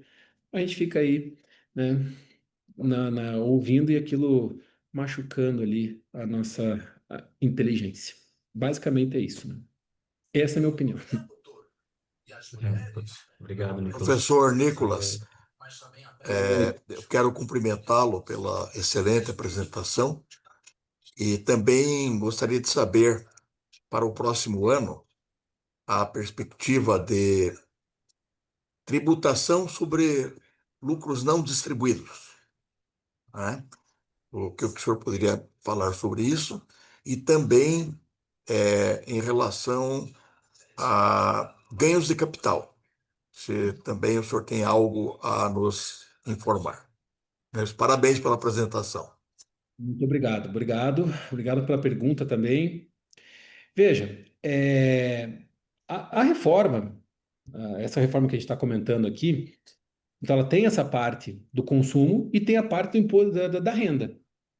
De fato, começou a ser discutido sobre a renda. Mas veja, a renda ela começou a ser falada lá no governo passado.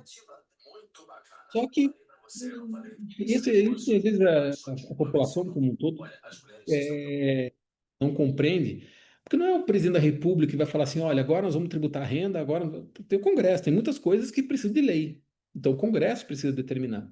E esse negócio do dividendo ficou travado, várias vezes foi colocado lá em discussão e nunca foi para frente. Nunca foi. Agora, na atual conjuntura, isso está muito em evidência e eu considero que é o plano B do governo, né? Por quê? Vai ser uma negociação. Eles vão falar assim, o IOF não vão deixar o IOF sair, que seria inconstitucional, como eu falei, tem tudo para ser, e é inconstitucional fazer o que estão fazendo com a finalidade que estão colocando. Beleza. Então nós vamos agora para cima. Vai provavelmente ser feito um acordo lá, porque, olha, ou você aprova isso aqui ou não vai sair emenda parlamentar. Então eu acredito que deve ter algum tipo de acordo aí, não sei, pode ser. Né? E estão falando isso, o presidente, inclusive, falou: não vão aprovar, então vou fazer tal coisa. Vai ter retaliação. Mas essa questão da tributação dos dividendos está na marca do pênalti, né? Então eu acredito que deva, né, ir para frente. Mas veja. A tributação dos dividendos não é errada. E aí, calma, né? O pessoal que vai me tacar pedra aqui. Eu também tenho empresa e hoje a distribuição dos dividendos que você tem, ela tributa na pessoa jurídica, é muito melhor que tributar na pessoa física. Então, vamos pensar assim, hoje, então, é muito melhor o empresário paga menos tributo do que uma pessoa que trabalha numa empresa SLT, sem dúvida. Enquanto uma pessoa que é contratada paga 27,5% de imposto de renda tem algumas deduções, vamos colocar ali que está nominal 27,5%. Se você, por exemplo, tem uma empresa que está no Simples Nacional, fatura ali os seus 2 milhões de reais por ano, você não vai pagar 14% de tributo. Então, e isso considerando todos os tributos da pessoa jurídica. E aí você paga os seus tributos, pega a distribuição de lucro, distribui isento do imposto de renda, então é muito melhor você ser PJ, e por isso aí entra a questão da pejotização, do que você ser um funcionário, certo? Beleza. Então, assim, tributar os dividendos não é errado. Só que, veja, o problema do nosso país é o seguinte: então, nós já temos uma carga pesadíssima sobre o consumo, e como eu falei para vocês da reforma tributária, não vai mudar. Vai continuar sendo tributado o consumo, e com alíquotas maiores. Aí você também, opa, já que tem o consumo, agora vamos botar o imposto de renda também na história. Aí você vai lá e aperta o cabo lá do imposto de renda também. Então fala, meu Deus, está sufocado. Então você tem consumo, você tem imposto de renda, então o teu sistema não é nem progressivo, não é nem regressivo nem progressivo, o teu sistema é insano, porque você está buscando arrecadação de todo lado. E é isso que se faz hoje. Então, se fosse, não, vamos fazer o seguinte, vamos fazer uma reforma geral, vamos tributar o imposto de renda das pessoas jurídicas, das pessoas físicas, pelo princípio da capacidade contributiva, você vai ter a progressividade, perfeito, tributa o dividendo, legal, mas diminui o imposto do consumo, que talvez do ponto de vista movimente mais a atividade econômica no país, né? Mas não vamos fazer isso, porque tem muitos interesses por trás. Então, daí, quando você coloca lá uma isenção de imposto de renda para as pessoas de R$ 5.000, você pega uma base. Isso é uma medida totalmente de política, né? Visando a eleição. E aí aumenta a alíquota do imposto de renda para outros, tributa o dividendo, aí o empresário fica sufocado. Porque ele vai ter um aumento de carga tributária sobre o seu negócio e sobre a sua renda. Aí é que eu não concordo, mas está bem avançado, tá? Eu acredito que é, a questão do IOF, eu acho que não vai sair por questões legais mesmo, tá? Mas eu acho que num segundo momento essa tributação sobre os dividendos vão acontecer. E a questão também do ganho de capital que nós temos ali, pode ser que tenha alguma reformulação. O que a gente vai ter aí, já está anunciado, né? Acho que no próximo ano, tributação sobre alguns produtos financeiros que antes não eram, por exemplo, pega as LCAs, LCIs, que eram isentos de imposto, e outros títulos privados ali que tinham isenção de imposto de renda deixaram de ser, vão ter uma tributação. Então, é uma medida, são medidas, na verdade, hoje, que nós estamos vendo desesperadas, visando cobrir o déficit fiscal, o déficit primário, porque já tem estudos, né? Já tem estudos, vocês acompanham, né? Estão acompanhando ali. 27, o negócio vai explodir.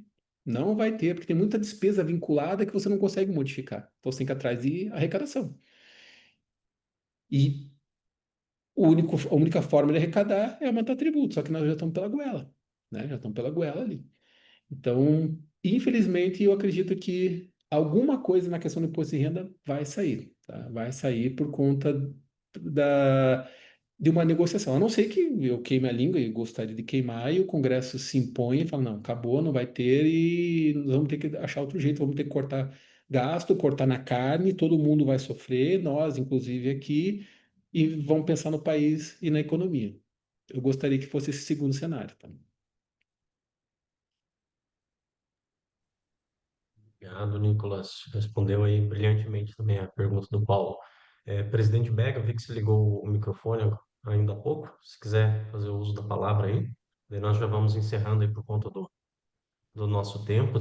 Só ressaltando aí para o Nicolas, teve vários elogios aqui no chat, o pessoal gostou bastante.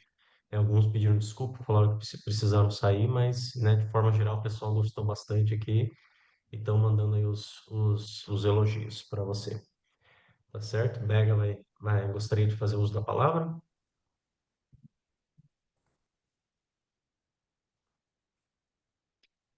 Deixa eu só completar aqui, porque teve uma. Acho que o Sandro comentou ali sobre a questão de renúncia fiscal, né? É, bom, vamos lá, só para a gente contextualizar isso daqui, tá? De fato, existem muitos segmentos que são incentivados, muitos segmentos são incentivados. Também outra coisa que, assim, não concordo 100%. Por quê? Tem segmento que os incentivos lá atrás foram concedidos, mas que eles não retribuem isso para a sociedade como deveriam retribuir. Tá perfeito. Mas não quer dizer que todo incentivo é ruim, certo? Todo incentivo. Tem muitos setores que precisam ser subsidiados. Veja exemplo de outros países. Outros países têm subsídios que são realizados. Certo? De alguma forma, alguma subvenção você recebe. Mas, de fato, não é o problema o incentivo. É o modelo que foi criado ao longo do tempo. Então, o que que teria que ser feito? Opa, vamos botar a mesa aqui todos os segmentos, certo? Vamos ver esse segmento aqui, esse incentivo que ele tem, quanto que ele está gerando emprego, qual é o benefício que ele está trazendo para a sociedade.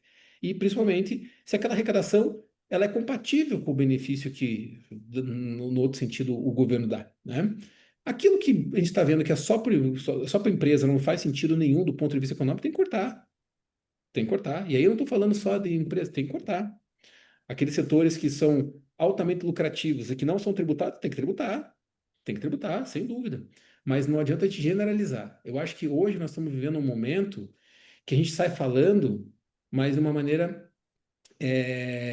descontrolada, né? Tudo é culpa disso, tudo é culpa daquilo. Gente, a culpa não é de um, nem de dois, nem de três pontos. A culpa é de um contexto geral, certo? E esse talvez fosse um momento de reflexão, né? Seja nas próximas eleições, seja enfim, mas um momento de reflexão técnica. Eu acho que aí o economista tem um papel bastante importante para a gente poder ponderar as situações e propor, né, medidas técnicas e racionais. Então não adianta sair caçando as bruxas, porque falando que o presidente esse foi o culpado, ou aquele foi o culpado, ou porque foi o presidente do Banco Central que, né, fez, é o guidance que é o problema, enfim, gente, então tem muita bobagem que se fala. Então a gente tem que ser técnico e a gente tem que ser ponderado, principalmente, tá? O problema é o todo, né? Não é um ponto específico.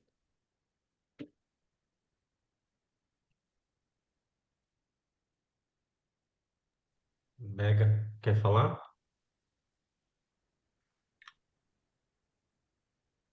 Acho que o microfone tá ligado. Se quiser falar, Mega, fica à vontade.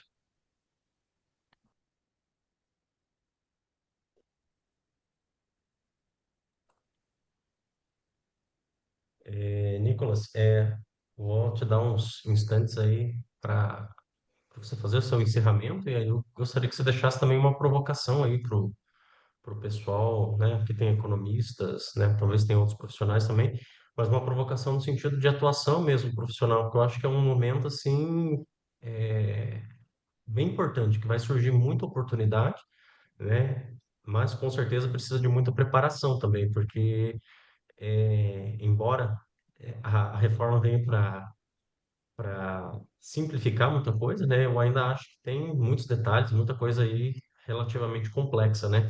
Então, queria deixar aí aberto para suas palavras finais, você colocar, né? Fazer uma provocação aí para o pessoal, né? Que talvez tenha se interessado na área e queira se aprofundar para atuar também, né? Então, passo a palavra aí para você. Maravilha. Bom,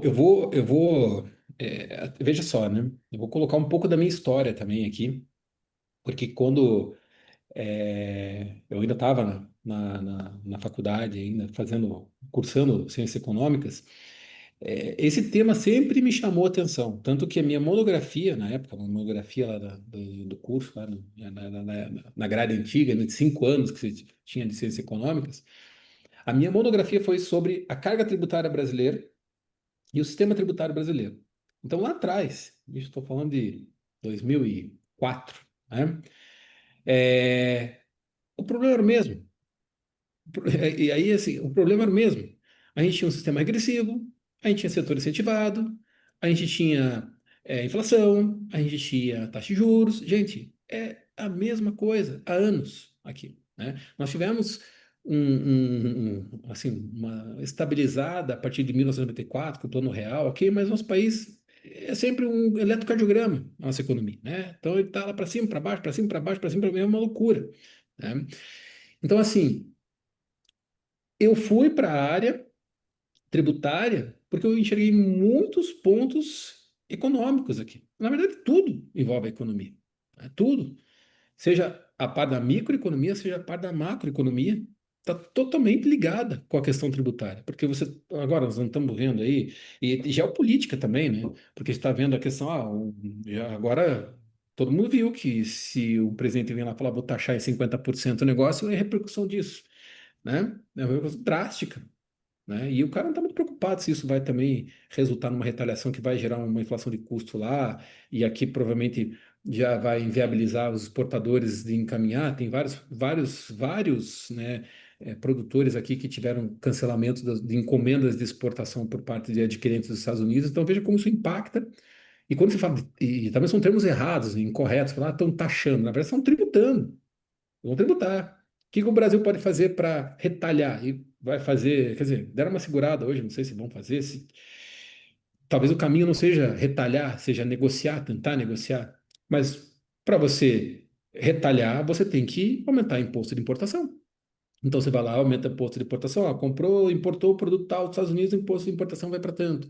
Então é tributação que vai ser realizada, né? E no dia a dia você escuta o pessoal falando taxas. Mas veja só, não estamos falando de tributação, não estamos falando de repercussão econômica. Então, quem que faz essas contas? Quem que pode, né, ter a visão econômica e tributária? Economista, né? Os advogados têm total importância na parte legal da coisa, mas na parte numérica é economista. Contador também, mas veja, contadores operam. É como se eles vão operar.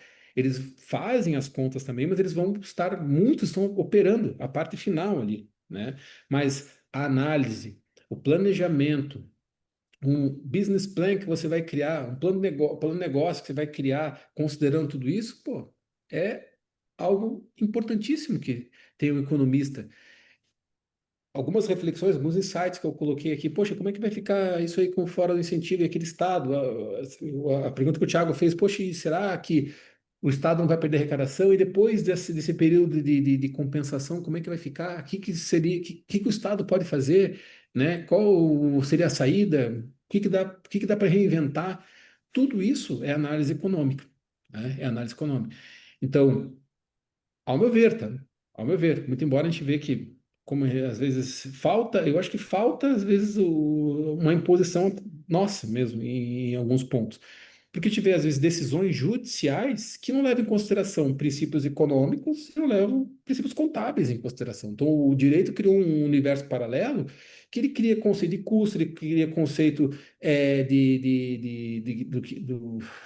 do que é financeiro, o que não é financeiro.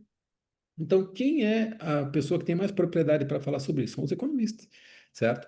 Então, a gente tem muita oportunidade ali, temos que discutir, temos que bater. Essa reforma, como eu falei, se lá atrás fosse batido muito o pé e falar, não, isso aqui não é um sistema que vai modificar, isso aqui vai simplificar, mas não é um sistema progressivo, não é isso que a gente quer para o país, nem teria saído. Teria sido diferente, teria sido uma reforma relacionada à tributação do imposto de renda. Então, eu acredito que tem muito espaço, né? Tem muito espaço, mas tem muitas análises que cabem a nós, economistas, fazermos e que às vezes ficam pelo caminho. Então fica aí a dica, e principalmente cálculos, tá?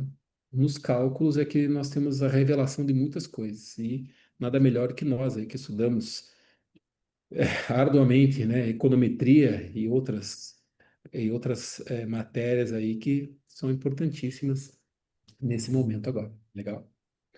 Bom, e agradeço também, né, o convite, mais uma vez, o Thiago e toda a equipe aí do Corecon, e me coloco à disposição sempre que quiserem, estaria à disposição para falar. Vai acontecer muitas coisas, então já coloco aqui à disposição de vocês, do conselho, quando quiserem. Então, Nicolas, mais uma vez, muito obrigado. Então, vamos encerrando por aqui e espero que esse seja a primeira, né, de muitas visitas suas aí ao conselho, né? Creio que teve uma repercussão bastante positiva, o pessoal gostou, né? Provavelmente vamos ter aí outras oportunidades para você. Então, mais uma vez aí, o meu muito obrigado, né? Obrigado a todos que participaram aí, pessoal que entrou lá no começo, permaneceu aí praticamente até o final, né? Foi bastante produtivo, gostei bastante, pessoalmente, né? O pessoal também gostou aqui. Então, obrigado a todos e obrigado, Nicolas, mais uma vez, meu muito obrigado em meu nome, em nome do presidente do Conselho BEG, né, em nome de todos os conselheiros também aí do Conselho. Então, valeu mesmo, Nicolas. Obrigadão. Até mais, Obrigado, boa noite a Tiago. todos. Até a próxima. Abraço.